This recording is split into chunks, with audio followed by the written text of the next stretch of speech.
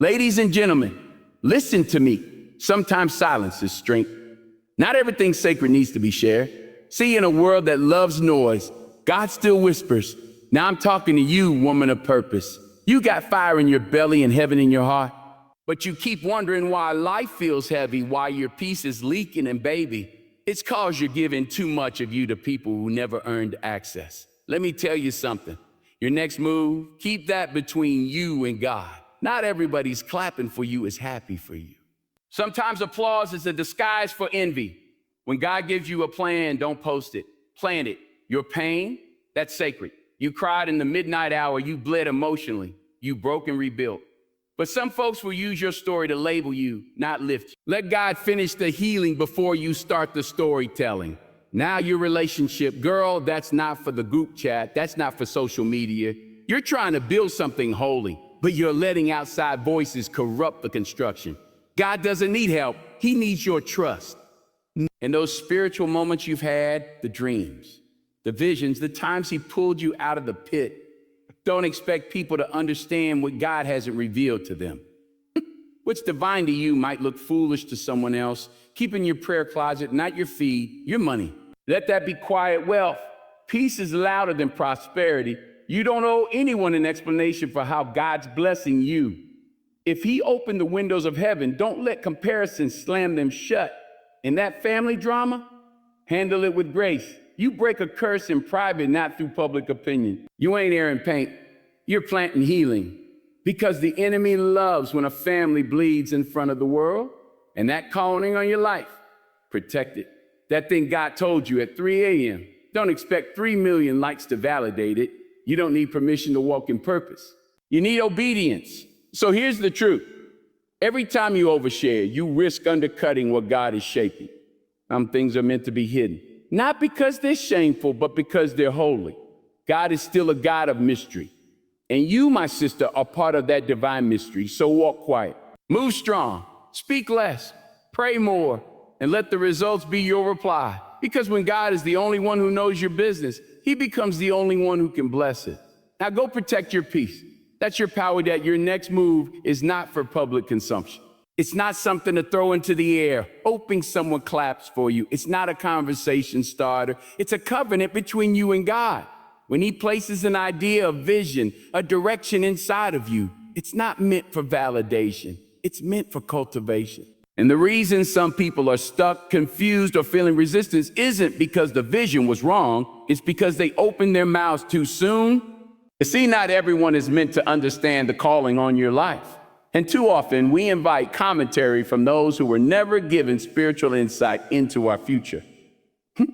What God whispered to you in the stillness of the night wasn't meant to be tweeted in the daylight. There's power in silence, power in mystery. Look through scripture. Over and over, God would give his people instructions in private. Build this, go there, speak this. And he didn't ask them to run a poll or consult public opinion. He didn't tell Joseph to go brag about the palace before he had been through the pit. In fact, when Joseph did open his mouth prematurely, sharing dreams with people who didn't have the maturity to handle them, it led to betrayal. Not because the dream was false, but because the timing of exposure was, and that's the lesson, timing matters. You may have the right vision, but the wrong season to reveal it. And when you speak too soon, you risk placing a seed in the wrong soil. You're not being secretive, you're being strategic. There's a difference. You're not hiding it from people because you're afraid. You're protecting it because it's precious. You don't walk outside and dig up your garden every day to show people something is growing. You trust the process, water it in silence, and let the fruit speak when the time is right. Some people talk too much and pray too little. They announce moves they haven't prayed over, haven't discerned, haven't received peace about. And then they wonder why everything feels off. The enemy isn't all powerful, but he is observant. When you talk, he listens. When you expose your strategy, you give him a target. And sometimes the attacks you face aren't spiritual tests.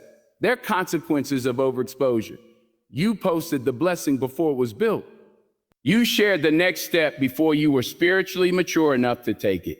You trusted ears that didn't have your heart. Even Jesus, the Son of God, didn't reveal everything at once. He would perform miracles and tell people, but don't tell anyone. Not because he wasn't proud of what God was doing through him, but because he understood timing. He understood that exposure before preparation leads to distortion. He knew when to speak and when to stay silent. Do you? Women especially are conditioned to explain, to share, to be open books. But not every page of your story is meant for public reading. Some chapters are for you, for your healing, for your shaping. You don't owe anyone access to your planning.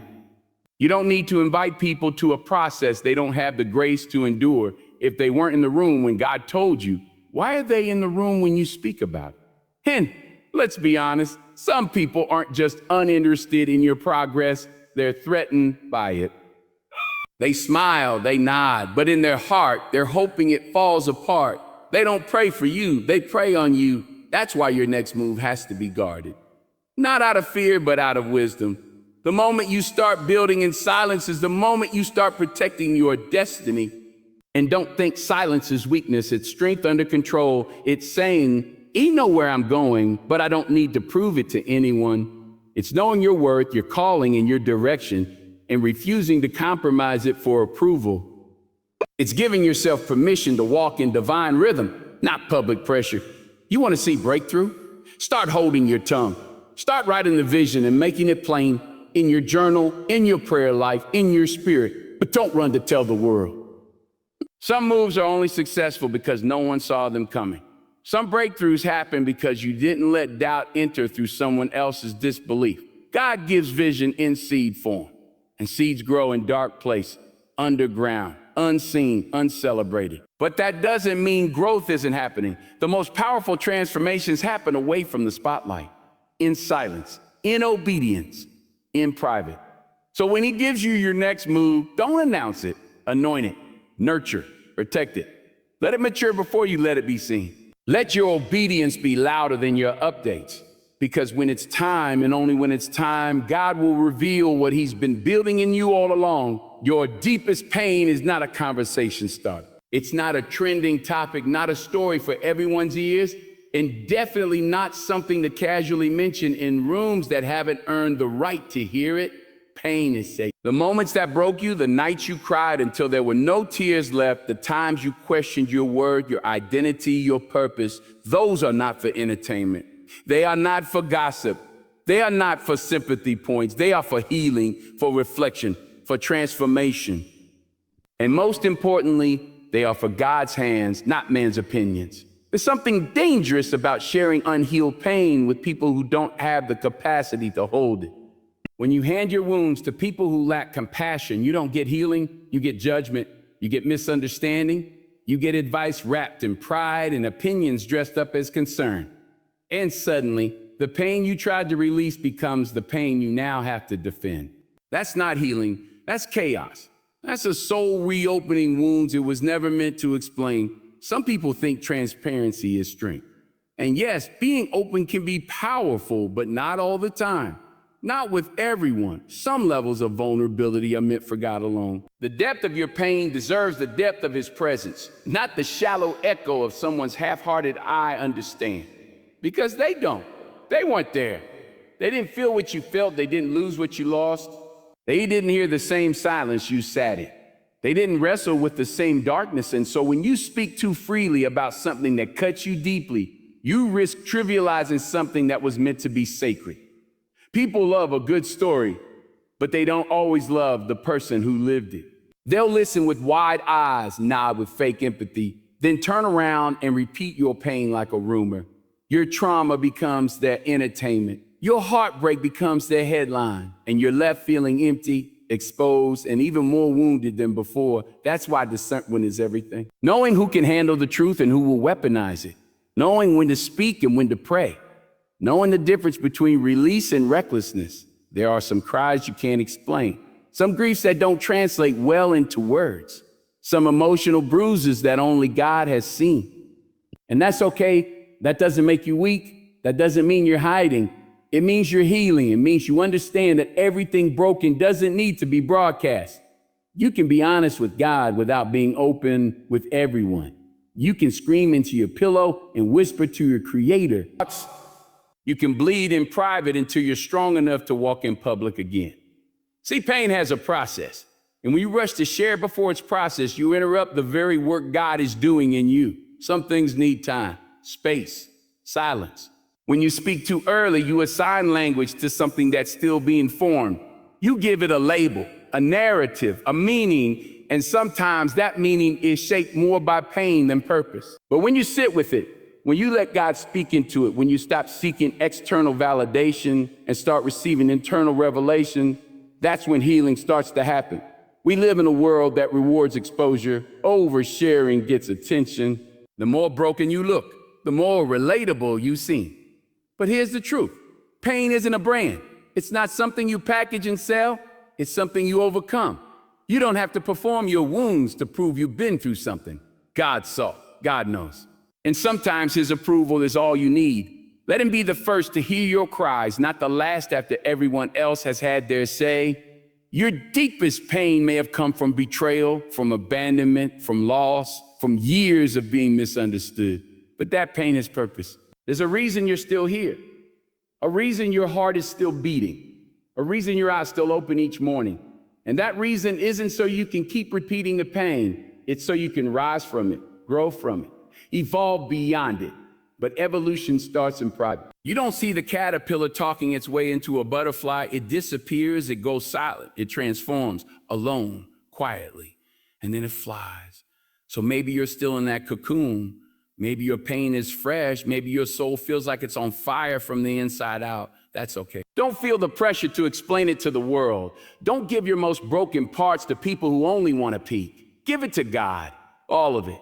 The confusion, the anger, the bitterness, the tears you never told anyone about. Lay it down where it's safe. Let it be met with love, not logic. Because your deepest pain is not your identity. It's the soil where something greater is being born. And until it blossoms, protect it like your life depends on it. Because in some ways it does. Your relationship issues are not for everyone's ears. They're not supposed to be passed around in casual conversations, whispered in group chats, or posted between selfies on social media. The moment you expose the cracks in your relationship to people who aren't invested in your healing, you give them permission to speak on something they don't understand. They weren't there for the late night talks, the promises whispered in silence, the pain behind the smiles, the forgiveness behind the fights. They only see a moment. You live the full picture. When you talk too freely about your relationship, especially during its weak moments, you invite opinions from people who don't love your partner, who don't know your history, and who don't carry your values. Some people aren't looking to help, they're looking to be entertained. And your heartbreak, your disappointment, your tension becomes their emotional gossip. Even worse, some people will act like they care just to get closer to the details, to the drama, and sometimes to one of you. Let's be real, not every listening ear has a pure heart. Not every "I'm here for you" is coming from a place of support. There's a sacredness to intimacy, a covering that exists between two people when love is real, when things get hard, and they will. There's a way to protect each other without pretending everything is perfect. You don't have to fake joy, but you don't have to broadcast every argument either. What you nurture in private can survive the storm, but what you keep putting on display becomes vulnerable to criticism, comparison, and confusion. People will start speaking into your relationship without context. They'll start forming opinions about your partner without ever hearing their side. And slowly, their voice will become louder than your own. Relationships are hard enough on their own. Add an audience, and the pressure multiplies. You start making decisions based on how things will look, not how they actually feel. You start weighing your heart against public approval. That's not love, that's performance. That's not healing, that's performance under pressure. And no relationship can survive long under that kind of scrutiny. When you open the door too wide, you don't just let support in, you let spiritual contamination in. Words matter, energy matters, influence matters. And when you start allowing outside forces to influence the way you think about your partner, the way you talk to them, the way you value the relationship, you've already given your power away. Sometimes it's not even outsiders you should be worried about, it's family, friends. People who care for you but don't always know how to separate their emotions from your situation. You share one bad moment, one heated argument, and suddenly they're looking at your partner like they're the villain. You forgive, but they don't forget. You move on, but they stay stuck in that one version of your story. And over time, it poisons the well. It creates tension where peace could have lived. That's why discernment is crucial. Knowing when to speak, knowing who to trust, knowing that venting isn't always healing. It can sometimes be destruction in disguise. Your relationship is a reflection of your values, your vision, and your vulnerability. And no one outside of that union is fully qualified to judge it. Counsel is wise, but counsel is different than commentary. Getting wise advice from a spiritual leader or trusted mentor is healthy, but taking your problems to people who are spiritually immature, emotionally biased, or relationally wounded themselves, that's asking for confusion. Hurt people project, and broken people will often give you broken advice. There are parts of your faith walk that are only understood in hindsight. Some moments with God aren't immediately meant to be explained. They're meant to be experienced, absorbed, prayed over. You might not even understand everything he showed you yet. You might still be trying to process what that dream meant, why that scripture wouldn't let you go, why you felt his presence so strong in the middle of an ordinary moment. That's okay. God works in layers. He reveals in seasons. And when he speaks, he expects you to steward that word, not spread it recklessly. A spiritual encounter is a seed. And if you plant that seed in hostile soil, among critics, skeptics, or shallow hearts, it won't grow. In fact, it might wither under their cynicism. This doesn't mean you hide your faith. It means you treasure your encounters. There's a difference. You walk boldly in your belief, but you share wisely. Jesus didn't reveal himself fully to every crowd. He taught in parables. He knew who could handle the mystery and who needed milk before meat. He performed miracles and then told some not to speak of it.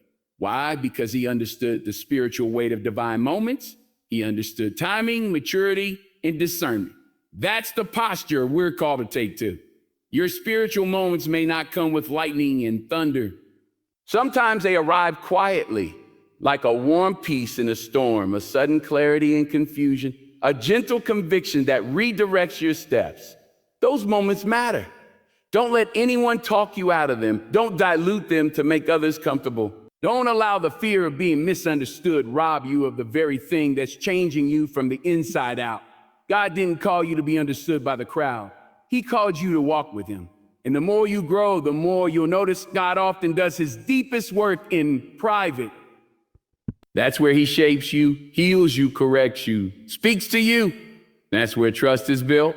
And once you've encountered him in those intimate spaces, you begin to realize that silence is not secrecy, it's security. You don't have to share everything to prove something is real.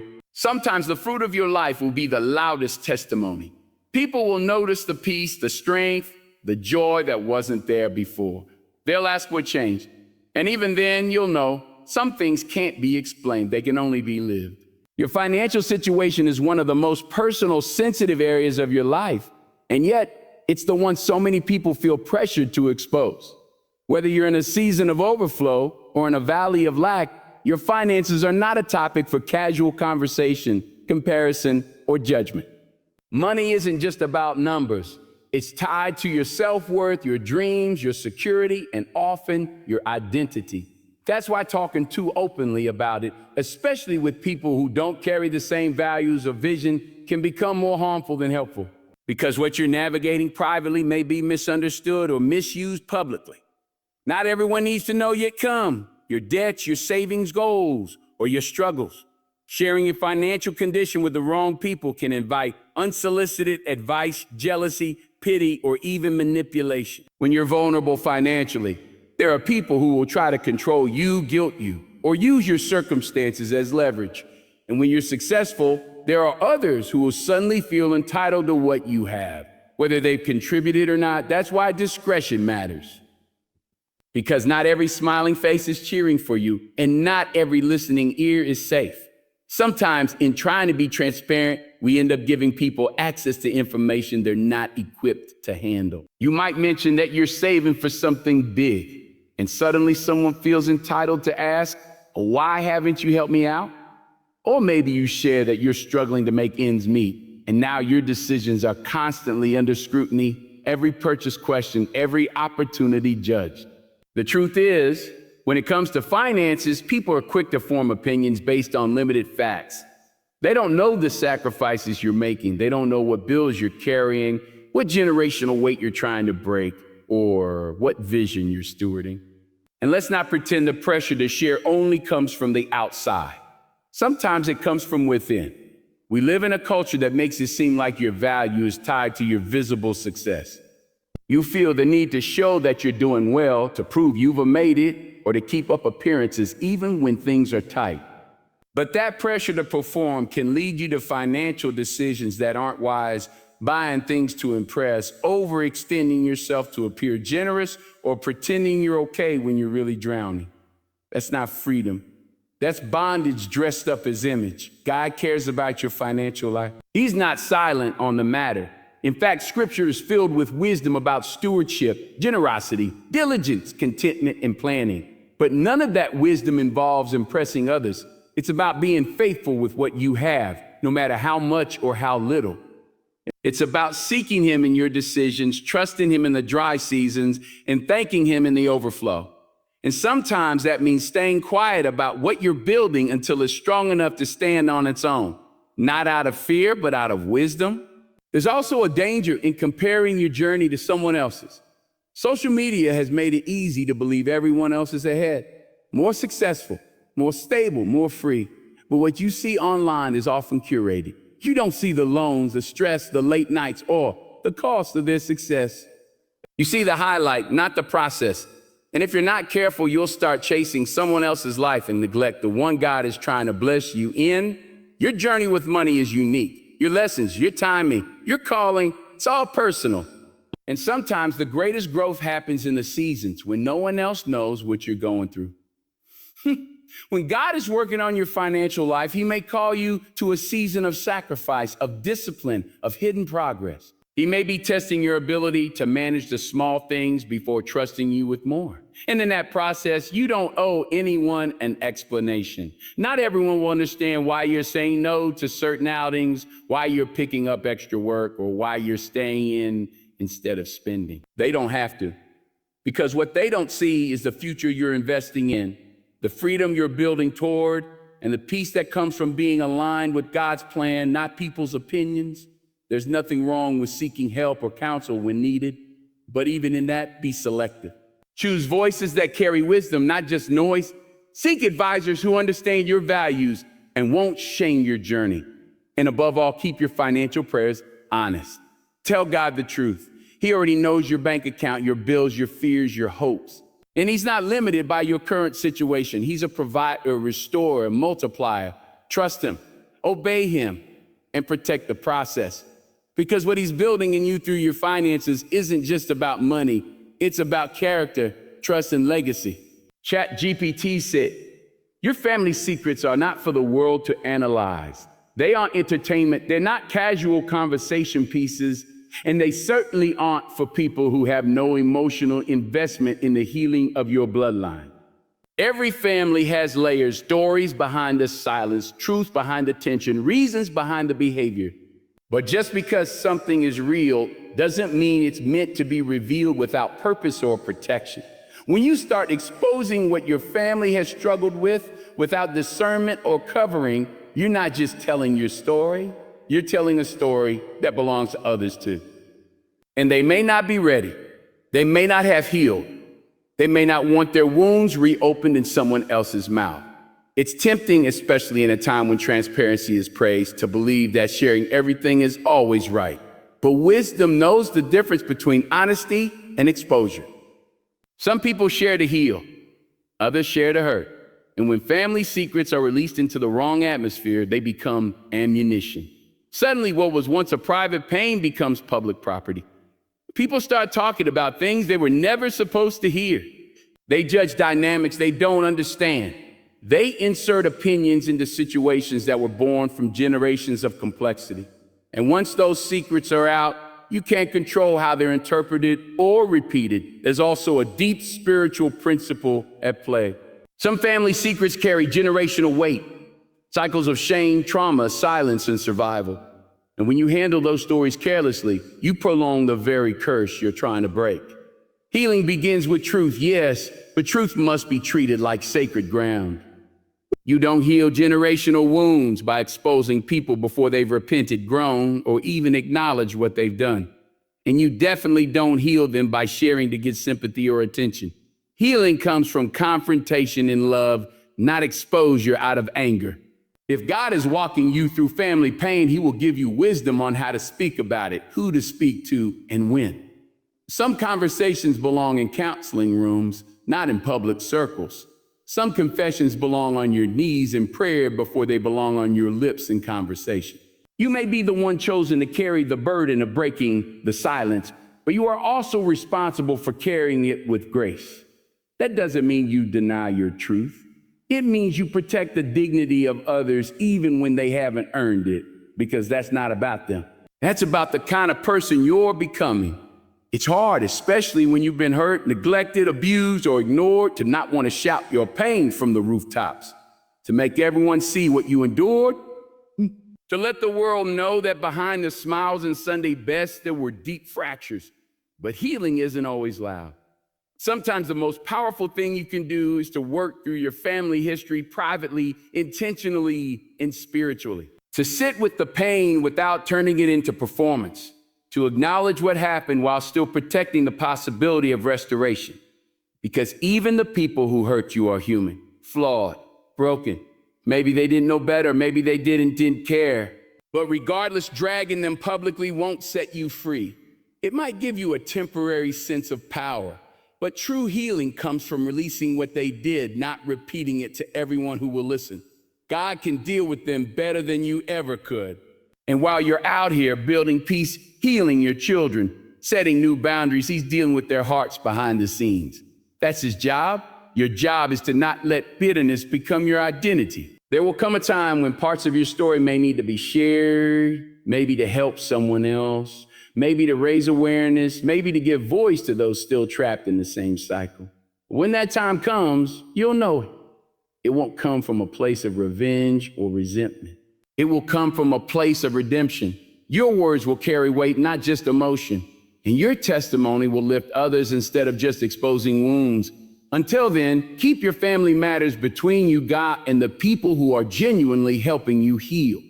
But with that comes loneliness. It comes with rejection, with misunderstanding, with seasons where it feels like nothing is working. That doesn't mean you miss God. That means you're in the middle of construction. And construction sites are messy, unfinished, and often hard to explain. But if you stay the course, what's messy now will one day become your masterpiece. The enemy would love to convince you that because it's taking longer, it must not be real.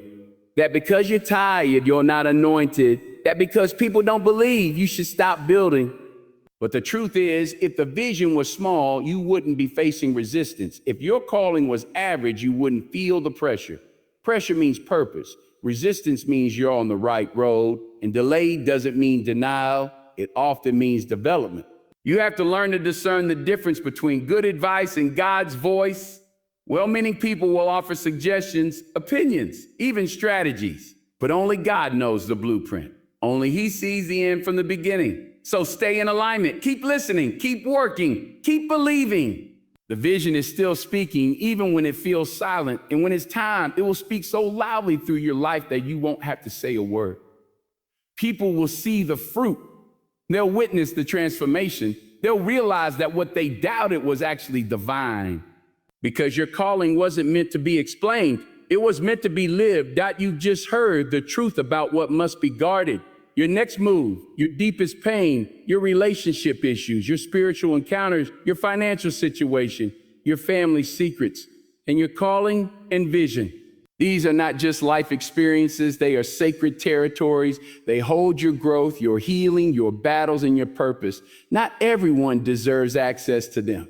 Some things must remain between you and God, between your soul and his spirit.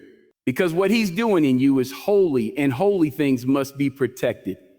Silence is not weakness. Discernment is not pride. Sometimes keeping quiet is how you stay aligned, stay powerful, and stay anointed. In a world that overshares and underheals, choose to walk in wisdom. Because what God is building in you is too precious to be placed in careless hands. Guard it, steward it, And trust that in the right time, everything that's been hidden will be revealed in glory, not in gossip.